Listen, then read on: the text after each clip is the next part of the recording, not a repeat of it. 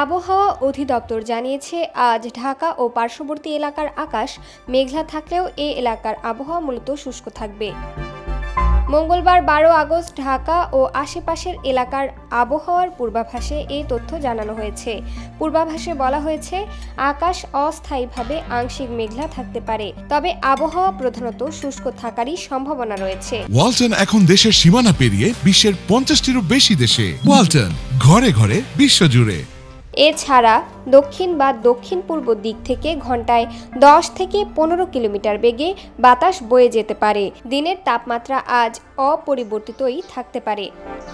আজ সকাল 6টায় ঢাকা ও আশেপাশের এলাকার তাপমাত্রা রেকর্ড করা হয়েছে 28.7 ডিগ্রি সেলসিয়াস।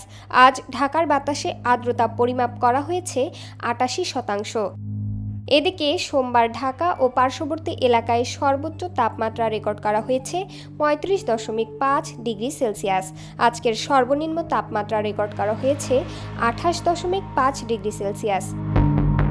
গতকাল ঢাকা ও আশেপাশের এলাকায় কোনো বৃষ্টিপাত রেকর্ড করা হয়নি।